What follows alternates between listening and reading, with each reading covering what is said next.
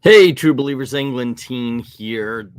It's Monday. We've got issues. This is where we're going to be talking about whatever the heck is on your mind, whatever's on my mind. Apparently, there's going to be Moon Knight trailer tonight, and I wouldn't mind catching that. If we could do it live, that'd be awesome. Joss Whedon spoke up, and I was pointed towards an article where he made his points, and I'm thinking, okay, this might actually be something fun to go over live. I sent the word out, so if anybody wants to jump in, if you're in the DMs and everything, please feel free to. Hello to LK and Maranya, what's up? Darth Kato, hey, Master Chudy, what's going on? So like I said, there is an article. If you don't know, Joss Whedon, male feminist, decided that he is going to kind of talk about all of the allegations that have been against him. And there have been quite a few, as we find most male feminists tend to be the worst offenders of what they would call toxic masculinity. Frankly, there is no such thing. It's just bad behavior. So flat out, what they're saying is that Joss Whedon just doesn't know how to behave around the ladies, and apparently black people either. So hello to LK. What's up? Hey, how's it going? I'm doing all right. I'm doing okay. Yeah. Are you sure you want to be in on this one? This one may get a little toasty here. We're talking about... well, sure, why not? And well, hey, somebody's got to give you the rundown for when the Moon Knight trailer comes on in 8 minutes, or, well, 8 game minutes. So probably 8 game minutes, yeah, so probably half an hour. 20 minutes, half an hour. Here, so here's the thing. Joss Whedon, Nerd King, Buffy, Firefly, of course, that's the one that I enjoyed. I watched the first season of Buffy, guys. I don't get it. God bless you for loving it. I don't get it. But Cabin in the Woods, he's done some great things. The Avengers movies, the first 2 Avengers movies. One is awesome. The other one, not bad. I don't think it's a bad movie. It's obviously not as good as the first one. And here he goes. He comes out as a feminist, just basically insults the audience, as most people do when they're doing that. And then we find out he's threatened Gal Gadot. He's made a toxic workplace for all the female members of Buffy the Vampire Slayer. So it's like, okay. Are we still supposed to now? Are we now supposed to think that Firefly's bad or something? I've always gotten confused about that one, as far as when people are getting mad at these people, because I don't care what Bill Cosby did. He's one of the funniest comedians ever. Just saying. It's the way I feel about Swimming with Sharks, LA Confidential, just because Kevin Spacey is a terrible human being. Doesn't lessen my enjoyment of those movies, and in particular too, I mean, his performances in that. I happened to watch it, got sucked into LA Confidential last month, and LA Confidential is one of the best movies ever made, and Swimming with Sharks is very underrated. And one thing that gets me mad about the whole Kevin Spacey thing is that what they accuse Kevin Spacey of doing, they made a movie called Call Me by Your Name, and it was about the same. It was about the grooming. It was about, except for, oh, isn't it romantic? No, it isn't. It's the same thing you're nailing Spacey for. I don't know. Anyway, so we got this. This is from Variety. I always try to go as close to the source as possible. But who wants to get a New York Magazine, really? Well, I can't. When I go to New York Magazine, they say, hey, man, subscribe. No. I'm not going to do that. I'm not going to subscribe to freaking New York Magazine. So anyway, it goes on. It says, in a lengthy interview with New York Magazine that published on Monday, Whedon denied Gal Gadot's allegations that he threatened her career while working on Justice League, which Whedon took over after. Okay, we know that story. He says, I don't threaten people. Who does that? English is not her first language, which, dude, don't start there. I'm going to tell you right here. Guys, I have not read this yet. I have not read this. I'm just, but I got to tell you, do not go there. That's not, you're trying to clear your name, okay? Bitch didn't understand because she's foreign ain't gonna help your problem. Oh my gosh, I can't believe he said that. You can just see from that quote that either a PR person wasn't in the room, right, or he didn't listen to the PR person. There's somebody behind the interviewer going how he's supposed to say things. I mean, that's just, there are so many other ways to say that, well, we probably just had a disagreement, miscommunication, we didn't understand each other, end of story. Yeah. He says, I tend to be annoyingly flowery in my speech. And he told Gal Gadot that she would have to tie his body to a railroad track before he could cut a scene that she wanted removed. And that Gadot misunderstood as that saying that Gadot would be the one tied to the track. But Gadot said she understood perfectly. Now, okay, I got to say, this happens with me and my wife a lot. I tend to, like, when we're in an argument, I will explain why I'm about to say what I'm about to say. And as I'm going through the explanation, she thinks that that's it, and she'll jump right on it.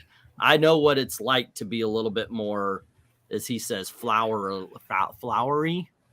Annoyingly flowery. See, I took that as he swears a lot, but no, it's I took it as you sometimes take 15 words to say what you could say in 2. Yeah. That's how I got it. Hello. What did I miss? Oh, not much. We're going through Josh Whedon trying to explain why he's not racist or misogynistic. Okay, so Whedon is less forgiven in his assessment of Ray Fisher, the actor's July 2020 allegations that Whedon's behavior making Justice League was gross, abusive, unprofessional, and completely unacceptable, was the spark that led to the collapse of Whedon's career. In December 2020, Warner Brothers said in an investigation into Fisher's claims resulted in unspecified remedial action weeks after HBO said Whedon was withdrawing as executive producer of The Nevers.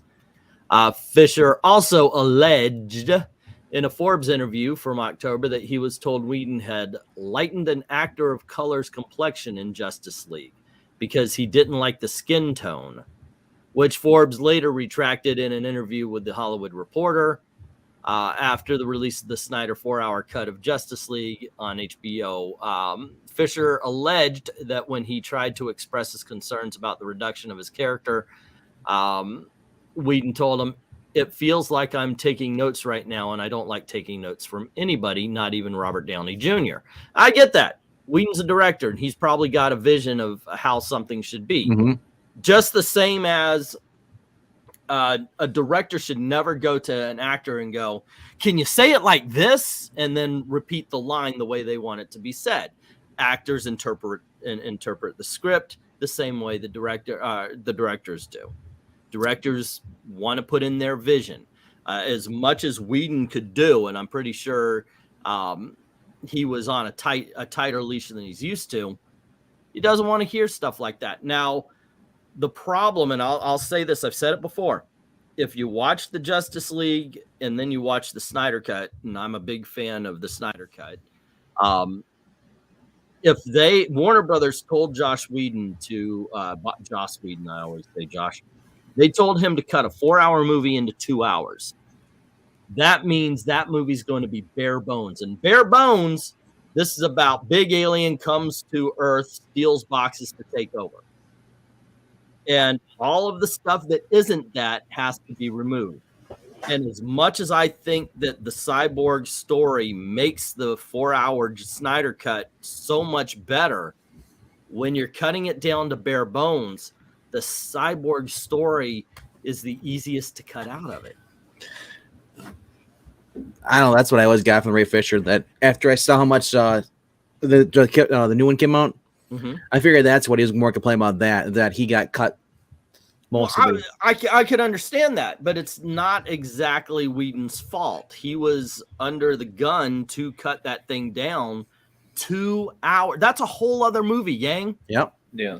Well, go ahead, LK. I was going to say, I was just going to ask you two, since I'm the one who has not yet seen the Snyder Cut, I'm still planning to get around to it. How was Ray Fisher's performance in the Snyder Cut? Awesome. Yeah. He's very good. there would be no other reason to cut his stuff out except if you are making that movie into 2 hours. His is the easiest to go. Character actually had growth. It made more sense why why he was there, not to just just in the original cut he was just kind of there and that's it. Didn't really serve a purpose. Yeah. Oh, and by the way, I'm not seeing the chat move on StreamYard, so if y'all see any new comments or anything like that, go on ahead. Let me know on it. I just saw it pop up. Yeah, Darth Cato agreed. So okay, cool.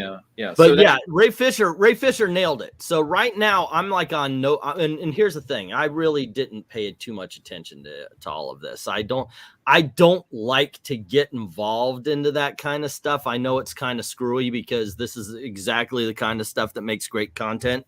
But I wanted to see Justice League and I wanted to see the Snyder Cut. So I didn't want anything to be colored wrong. So I go in, let's ignore that. We'll talk about it after we see the movie. And here we go. So it says to New York, Whedon says he had brightened the entire movie, including all of the actors' faces, and that he talked with Fisher for hours about his changes. He says he significantly cut down Fisher's screen time because Cyborg's storyline logically made no sense and that Fisher's performance was lacking. Liar! He denied Fisher's allegation, saying none were true or merited discussing. Instead, Whedon claimed that Fisher's actions were done in bad faith, meant to sully Whedon's reputation to reconstitute Snyder's in advance of the release of the Snyder Cut. Okay, now we know how Snyder films a movie. Let's get that blue film right over the camera. Let's take away all the color, even in a freaking daytime and noon. It's got to look like it's about to rain. That's how Snyder colors a movie. We know that. So in order for it to be a Whedon film, yes, he would have to brighten everything. So I could believe that part of it. Okay, yeah, and that, I mean, that to me, that's backed up with the fact that Forbes retracted that allegation against Whedon, and Whedon has said previously that it wasn't that he lightened the entire film. So ultimately to me it the truth lies somewhere in the middle to me, because again there was just people seeking advantages to take people down and elevate their career. I mean, that's what that's so much what Hollywood is. In this case, though, he's saying that it's to it was basically a way for them to hype up the Snyder Cut just that much more. And if that's the case, and I don't know, that seems a little bit, obviously he doesn't know why or what is going through Fisher's head beyond what he's saying. So this is speculation at best. Yeah. And he said, anyway, he goes, we're talking about a malevolent force, says Whedon. We're talking about a bad actor in both senses. Damn, man. Did you see the same movie I saw? I mean, okay, guys, raise your hand if you saw, and by that, I mean, let me know what you think in the comment section. Am I wrong? Or did Ray Fisher knock that freaking role out of the park? I really liked him in for that what movie. he's given you, right? But at this point, he hasn't done much else. So he's not really an A-list actor. So that's why he's trying to say, like, he's. You know what? Okay, let's look at the Justice League stuff. Would you be quick to hire him? First of all, the Justice League, when it comes out, let me finish and then I'll let you answer.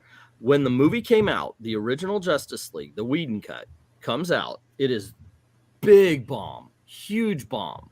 Now, granted, more people are blaming Warner Brothers than any of the actors or anything along that lines. But then when the Snyder Cut is released, as he says right beforehand, all we know about Ray Fisher is he's going to start up some trouble. So would you hire Ray Fisher based on the fact that the only movie he's in is a huge bomb and he's a troublemaker?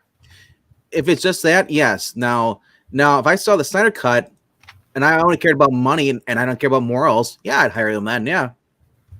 Now the Snyder Cut, I would have definitely hired. Yeah, but that's the thing though. It's like I look at these companies like, yes, they're after seeing the Whedon cut, the original cut, the 2017 movie, and they see how he's a troublemaker, they want nothing to do with him. He is bad PR. Now, when it comes to the one that came out last year, we see the full cut, and we see how good of an actor he is. They're gonna ignore everything he said because most people forget in the 6 months. People don't pay attention to that crap.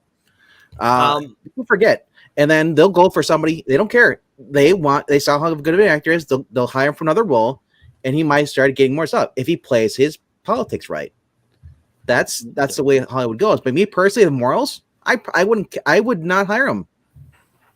Now, Darth Kato saying he thought that Ray Fisher was awesome. Hello to Trusty Sidekick. How you doing? Massachusetts says Ray Fisher was one of the best parts of the Whedon Justice League.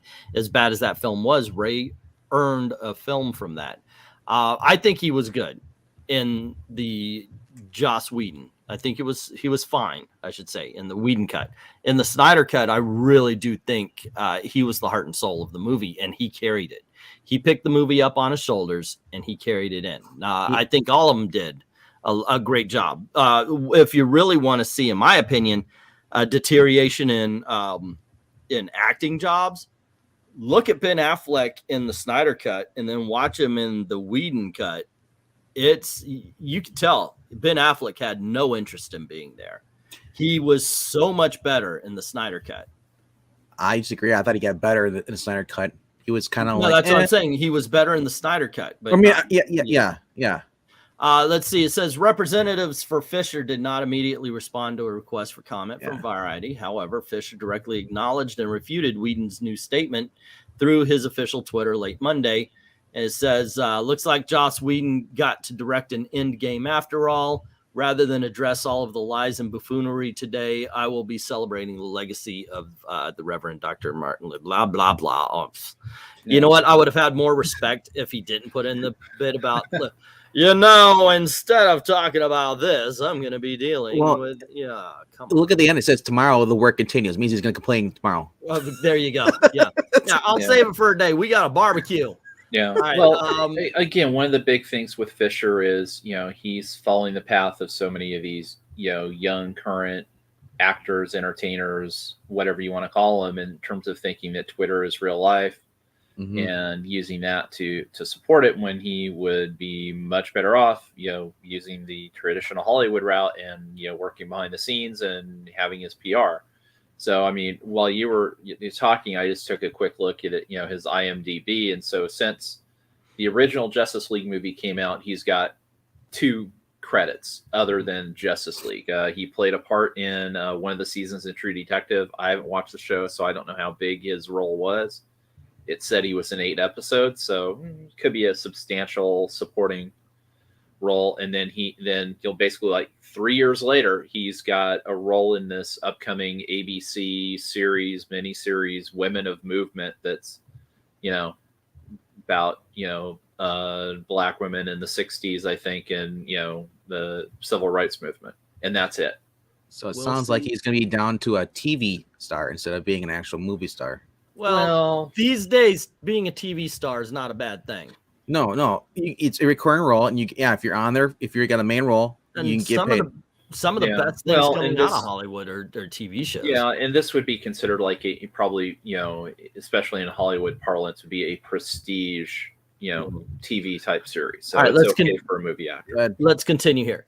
Fisher's allegations were followed in February by actor Charisma Carpenter, saying that Whedon was casually cruel to her while making Buffy the Vampire Slayer and its spinoff series Angel, including calling her fat after she became pregnant and asking her if she was going to keep it. Several other actors on the shows, including Sarah Michelle Gellar, David Behrens, and Elijah Dushku, expressed support for Carpenter, and a subsequent investigation by Variety backed the actor's story. Multiple people who worked on both shows said Whedon created a cult of personality and that he behaved with scorn and disparagement to employees who displeased him. A person with the direct knowledge of production on Buffy corroborated to Variety Michelle Trachtenberg's claim on Instagram that there was a rule she could not be alone with Whedon. Whose rule was that? Whedon told New York he was not mannerly with Carpenter when she told him she was pregnant, but he denied ever calling her fat. Most of my experiences with Charisma were delightful and charming, Whedon said. She struggled sometimes with her lines, but nobody could hit a punchline harder than her. Here's something. Now, of course, this is my speculation.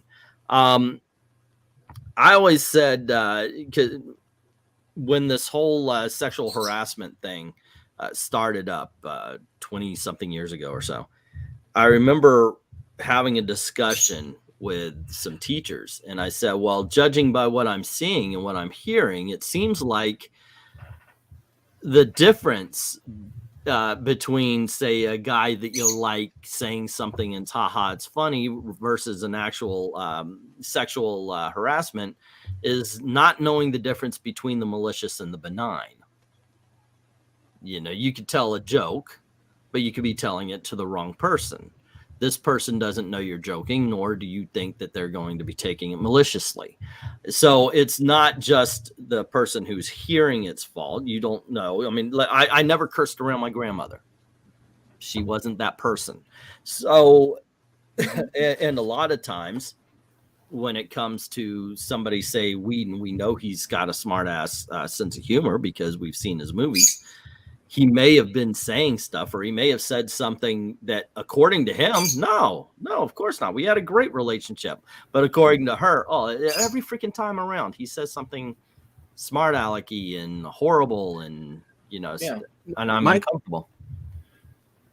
No, I was just going to say, I mean, you read that paragraph there, and again, you can spin it the other way in terms of that sounds like any number of dozens of Hollywood executives that I've read stories over the years of, you know, people that, you know, have tyrannical behavior, that, you know, start to get an ego. And I'm sure this didn't happen immediately, you know, during Buffy. It was once it became super popular, and, you know, Joss Whedon was held up as, you know, this, you know, great director and writer who understood and had the pulse of, you know, young people and blah, blah, blah. And, you know, now he's got the massive ego, and that just goes along with the rest of his personality.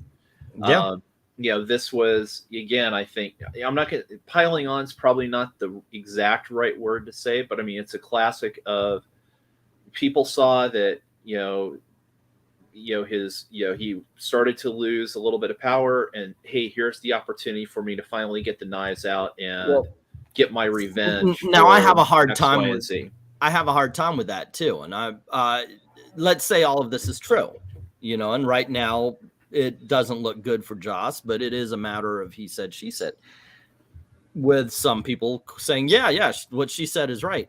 And once again, like you said, he could have built up an ego along the way to the point where everybody should have a friend like me. And so he thinks everybody's in on his jokes, and he's just being a dick all the way through. But the thing is I also have a problem with something else you just mentioned, and we saw it with Harvey Weinstein all over the place. People were willing to put up with it, and they didn't do anything. And we're seeing it in the comic book industry, where you'll get people like Mark Waid or Ron Lim or Mars, who's been in the freaking business for 40 freaking years, but are now saying, yes, women never had a chance. Well, what the hell were you doing 30 years ago? What the hell were you doing 20 years ago, 10 years ago, 15, 40, whatever? Since the beginning of your career, you said nothing. So don't come to us and tell us it's our fault because, you know, we think that people should be treated the same, no matter what. I got to switch real quickly before I lose my train of thought. When he said, it says in there, she said that he asked me if I want to keep the baby. It's like, well, he may have asked because was a main character on both shows, and it's not in the plot for her to be pregnant. So it means they have to try and hide that stuff, and she can't do as many things. They have to work. She's restricted how many hours she can work and stuff. If it wasn't planned for the show, you know, I understand she wants to have a show as life, but that's kind of, I don't know if that's a contract violation or what. Him as a director, he's trying to get this done. You know, they have a set time. You can do this. Everybody got to get, because you don't remember, because if you waste time, that's more money each day. So I can see why he might have asked that. Are you planning to keep it? He didn't call her fat, but he said, like, he may have said something like, you know, are you planning on keeping this? Because, you know, because he might have brought up the fact that because we're gonna have to deal with this. Yeah, you know? That's true. And she took offense to that probably. That is something that they would have to worry. Okay, do we have to start putting you behind boxes? Yeah, such like that, or maybe write a script that says, "Hey, yeah, she is fat," or pregnant. Yeah. Same thing. Yeah. Okay, so let's see. The Jimmy's saying that, oh, this doesn't matter because it's too long for him to say something. No, it isn't. He can answer this anytime he wants. If it's 20 years from now, somebody says, oh, remember those allegations? He could have talked about it then. It's never too late. Sure, yeah. If you can bring up Me Too movement from like 20 years ago, why can't the guys bring up stuff from 20 years ago too? Darth Cato is saying, yeah, there wasn't any bad actors in Justice League. The first version just got cut all to pieces. Yep. Yeah. And in order for them to make a coherent story, not only did it get cut, but you had to film certain inserts, so it actually made sense. Whedon broke the DCEU raise issues aside. Yeah, him and Snyder. Let's see. Today, if a friend tells another friend a joke, says Glenzer, a third person overhears it, that person could claim harassment, and that's the dumbest thing in the world. Warren Ellis is one of the more recent victims of people trying to be canceled from the comic book industry for alleged behavior that was known about for years. Yeah, I remember when I was at work at Earthquake at Universal Studios and Twister as well, but this what I'm about to tell you actually came in when I was working at the Earthquake attraction.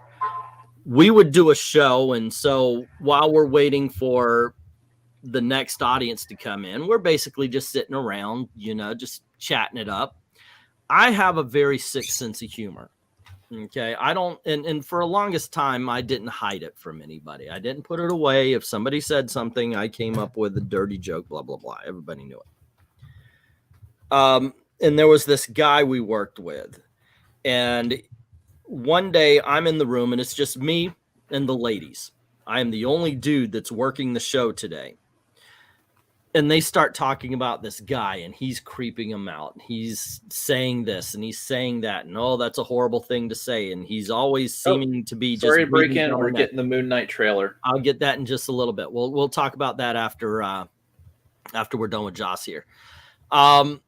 So it's just over and over. They're talking about how horrible this guy, and I'm listening to him, and I realize that I have said probably worse things than they're talking about this. So I actually ask, I say, I said, so wait a second, hold on. Why are you guys not mad at me? I mean, I've said this, blah, blah, we told jokes, and they said, yeah, but we know you're joking. We know you're joking. So it's not bad. We don't take it as anything. You're not trying to hit on us. You're not trying. And it's true. I mean, I would talk about Gale quite a bit. So they never had it. And that's part of what it might be going on with this kind of thing. He just kept going, and he ends up becoming the creepy guy rather than the funny guy. And I don't know. Let's see. As for Trachtenberg's allegations, Whedon said he had no idea what that was about.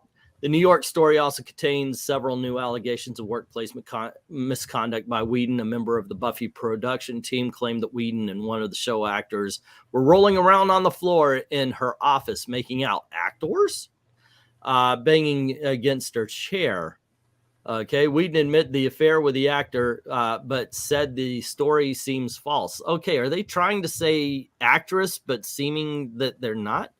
Buffy costume designer Cynthia Bergstrom said that during season 5 of the show, Whedon and Geller had a dispute over a costume in front of her. I was like, Joss, let's just get her dressed. Bergstrom said he grabbed my arm and dug his fingers in until his fingers imprinted. Now that's assault. You call the cops on stuff like that. Whedon said he does not believe Bergstrom's story. I know I would get angry, but I was never physical with people. And Aaron Shade, who was worked as an assistant on the ABC series Marvel's Agents of S.H.I.E.L.D., which Whedon co-created, said that Whedon engaged her in a secret relationship when she was 23 and he was 49, including paying her $2,500 to watch him write at his home over the weekend, so long as she hid the relationship from her bosses. He paid her to watch him write? That's weird. But I've got to tell you something. You're 23 years old. You're old enough to make your decisions. I don't buy into that. Look, I've got 20-something daughters, and I've told them, look, it's your decision. Don't be a dumbass. That's basically it. So there you go. Yeah. I just wanted to throw in a little context because I was a huge Buffy and Angel fan at the time. And so I remember, Charisma Carpenter, who played Cordelia, who started out as an antagonist for Buffy and then became one of the Scooby gang, basically. And then when Angel split off, she went over to that and actually was even better on Angel than she was on Buffy. And I remember, being shocked when she got written out of the show and she left. And I think that, some of the stuff here, one of the other things too that, people forget because looking at Whedon now, but I mean, I remember comments and articles from him, especially I think probably around, I want to say like season 2, season 3 of Buffy, where people were saying, hey, there's a lot of, conservative, viewpoints and conservative ideas in Buffy or whatever. And he was kind of getting lauded as, he's liberal, but he has a lot of, kind of conservative, ideas, and he's okay with that kind of thing. And then at some point, obviously his politics have, or his thoughts or whatever have completely changed. So again, I think it comes down to the truth is somewhere in the middle. I mean, but I there's definitely enough where he's done some behavior that we wouldn't approve of, and I don't think any of us would do. But again, it's not abnormal to see in Hollywood. He just unfortunately, lost enough power that people felt it was time to air all his dirty laundry out and crush him. I guess so. My thinking is, like you said, it's probably somewhere in the middle. I'm not saying Joss Whedon is a great guy when I was defending. I'm just saying I've kind of been in positions like that. Of course, I'm the guy that nobody gave a shit about, but does that mean that now they'll go back 15, 20 years to when I was working at the Earthquake attraction, pull up some dirty ass joke and go, oh, he's sexual? No, I didn't. Nobody who brings up his wife as much as I do ever is sexual harassing anybody. Okay, so let's check this thing out. Let's have a little comment section and see if we don't get shut down for it. All right. Fair use. Okay, I think I'm doing this right. Can y'all see? Yep. All right. See a black screen at the moment. Okay, that is what we're aiming for. Okay, supposedly I shared the sound, so let's see about this thing. All right. Now all this we already saw. I have a sleeping disorder. I can't tell the difference between my waking life and dreams. Hello, and welcome to... He's using his accent.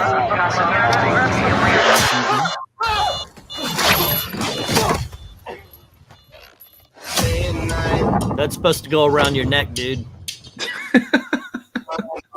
I'm losing it.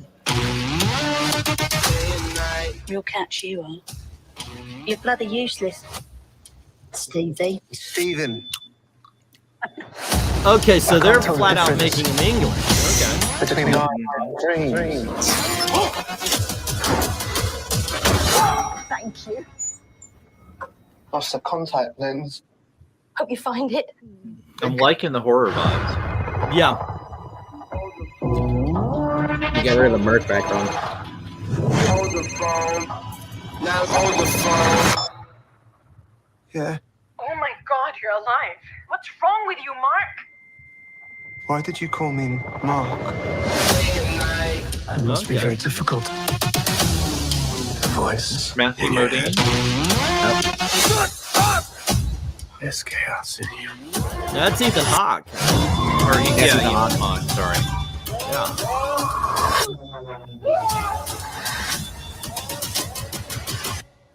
Embrace the chaos. Okay.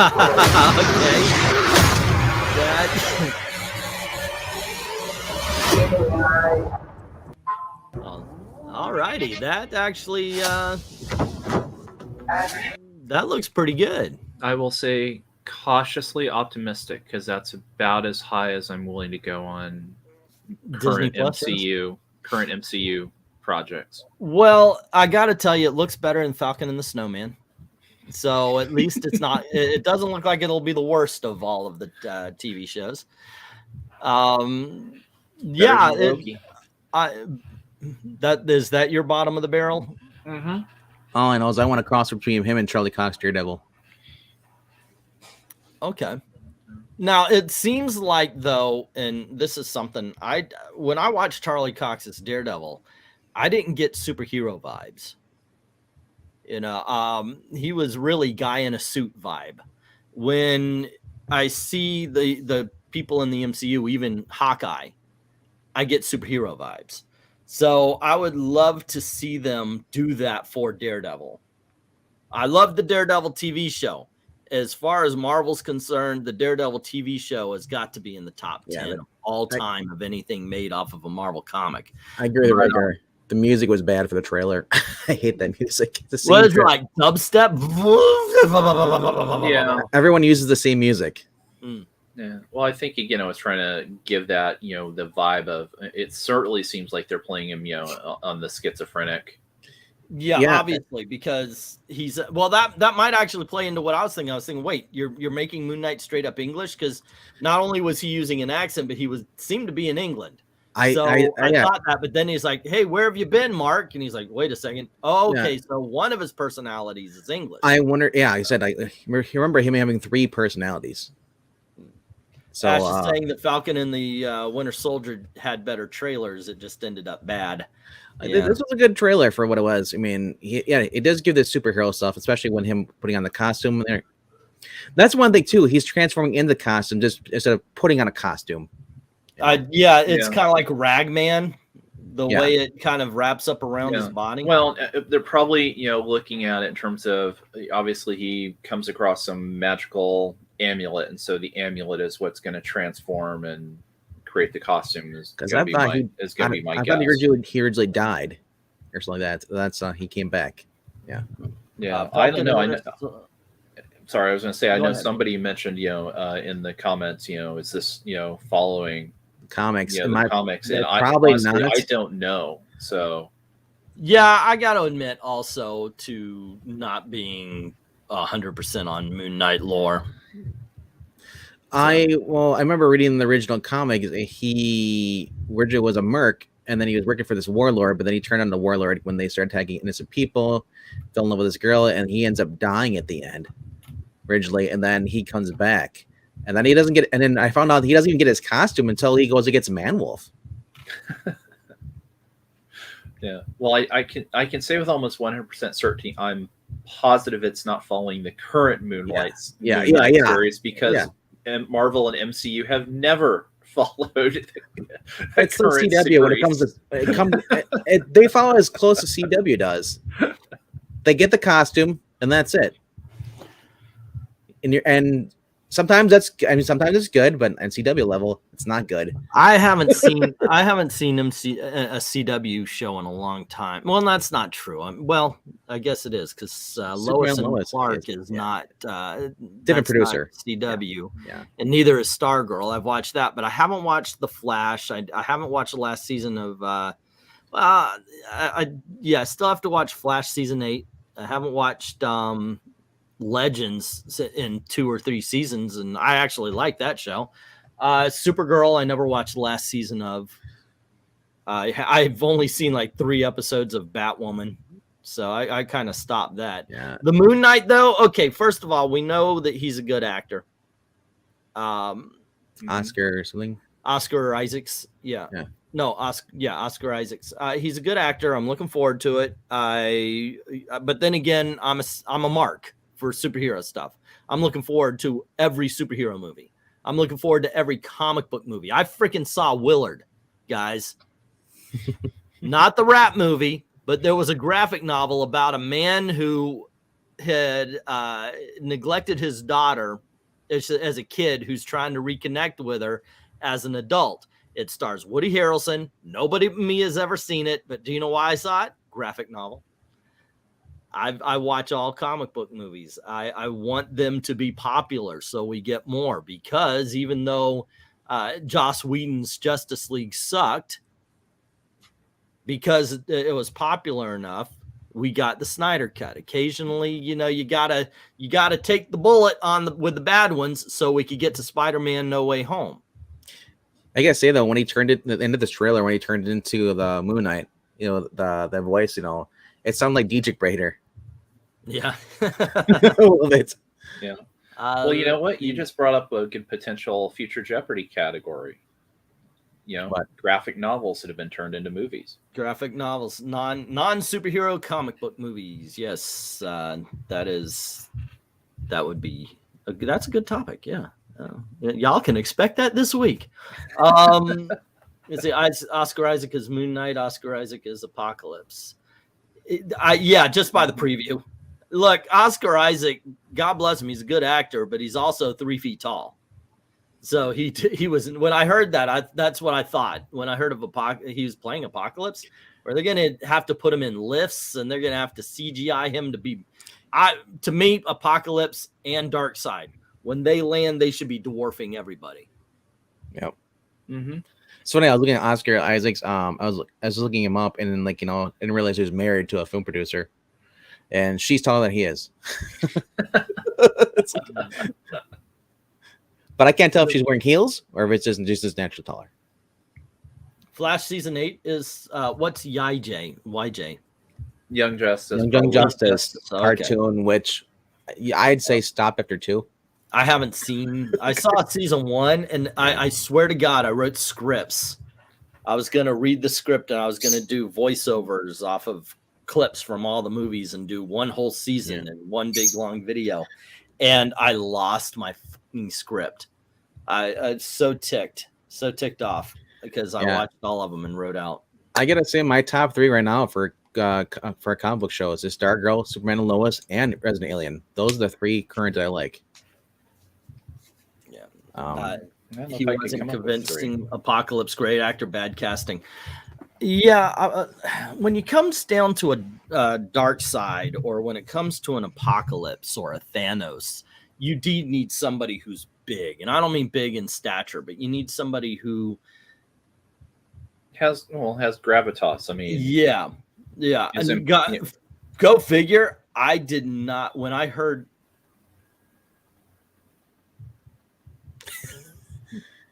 When I heard, what's his name? Was playing Brolin. What you doing home so early? Did he just call you a murderer? But more important, did you bring me my BLT? Then go back to work, make my BLT, and come home.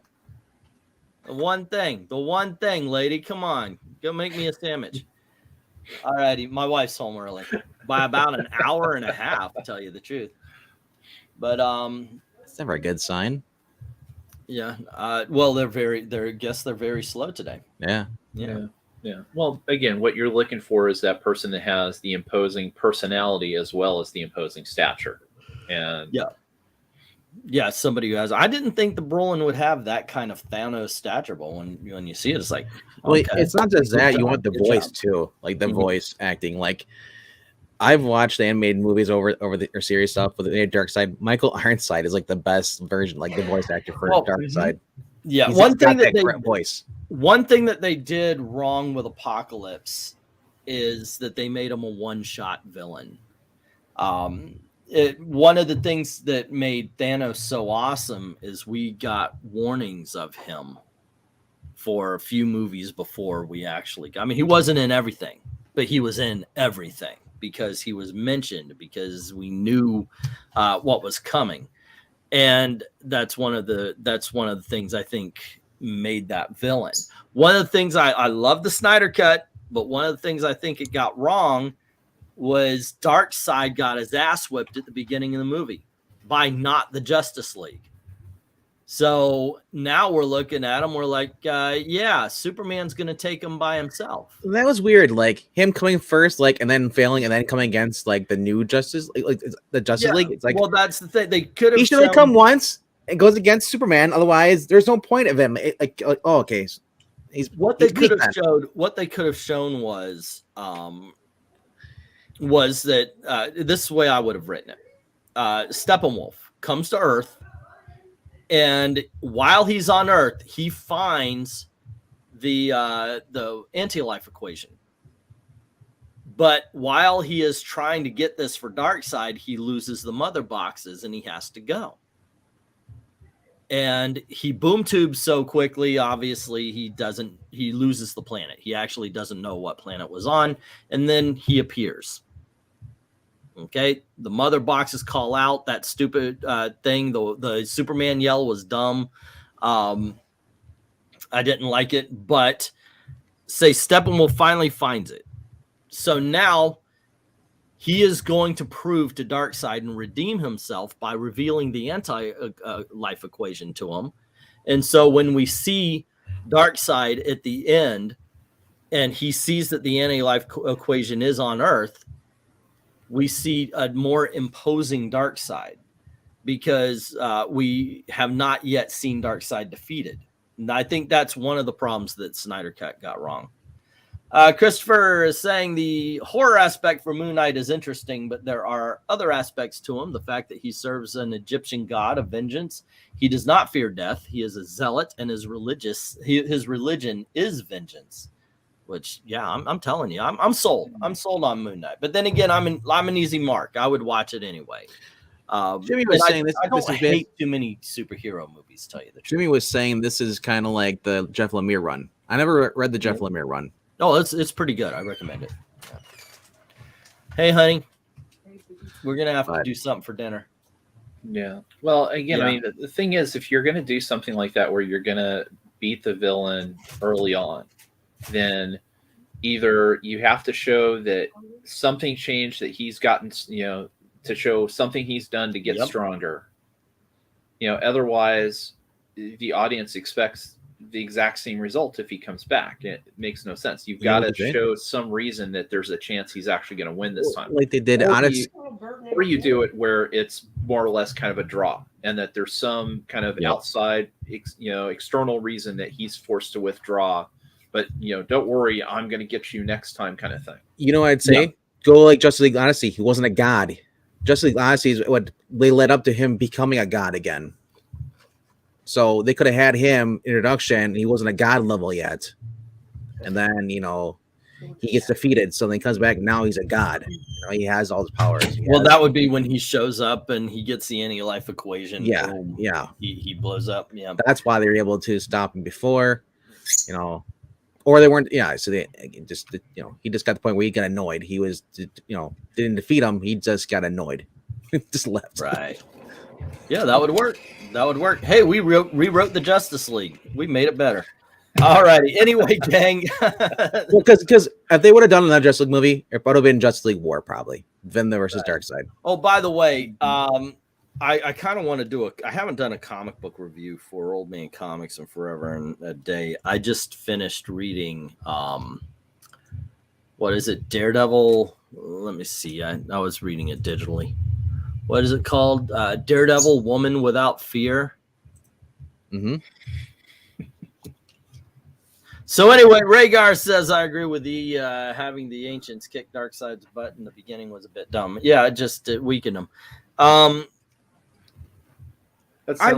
know that they like to call us ists and phobes because my message is, don't call the Falcon Captain America and say it's a promotion.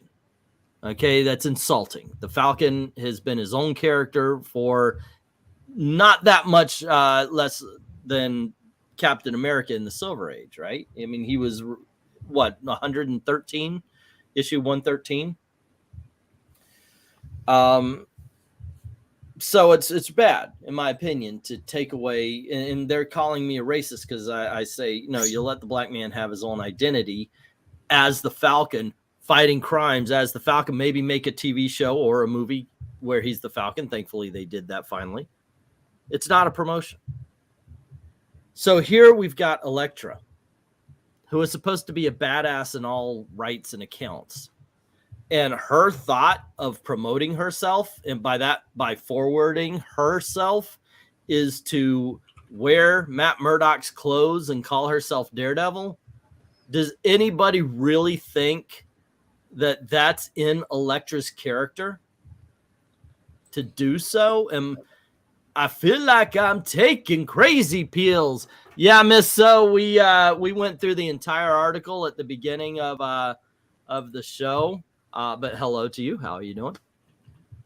The only way that makes sense is if, you know, Matt asked her to do it to keep the presence of Daredevil on the streets, to keep the, you know, quote unquote, the fear in the hearts of the criminals, and she did it because she respects Matt so much. Because Iron Fist is so busy. Well, hey, it's New York. Have you seen Hell's Kitchen? It needs more than one superhero. So Iron Fist loses the actual Iron Fist because he's not Asian. So I'm sorry. I don't. No, he was kicked out because he's not white enough. It's not in Elektra's character to do this. No, it's her, because Matt was in prison forever. So she was trying to recruit Matt to help her, you know, in her mission, and she's trying to get on his good graces since he's basically keeping himself in prison, not protecting Hell's Kitchen. Hell's Kitchen needs a Daredevil, so she puts on the costume, proves that she won't kill. Now, yeah. The book begins. Elektra is the deadliest assassin. You know what? Bullseye wants his psi back before you answer that question. Thank you very much. Daredevil just I think it's lodged somewhere in your abdomen. No, not Daredevil, but Bullseye. Bullseye's pretty much nuked. His character. They messed him up. Yeah. Oh, we're gonna clone him, and he's gonna be the Joker. But the thing is no. I'm sorry. Elektra is not the deadliest assassin when you literally have the character who killed her still running around. I don't know. Like you said, it's a temporary thing. It's a mini series, and don't worry about it. Yeah, all of it. The next writer takes over. I just think you're going to forget all about this. It's not. Yeah, every volume is a different story. They forget the past story, so don't worry about it. Yeah, unfortunately. Anyway, kids, yes, if you did jump on late and you want to check out the Joss Whedon stuff, just hit rewind. Thank you guys for hanging out with us. Thanks to LK and RDV for joining me on this little Joss Whedon rant. Let me know what you guys think if you are going back to watch it. Mainly I'm talking to Miss So, and just let me know what you think in the comments section. Don't forget to click like, share, and all that kind of stuff. If you don't mind helping out the channel, we've got a link to Ko-Fi in the description. Thank everybody who's already donated, and to everyone, all of the true believers, thank you very, very much for watching. You kids have fun.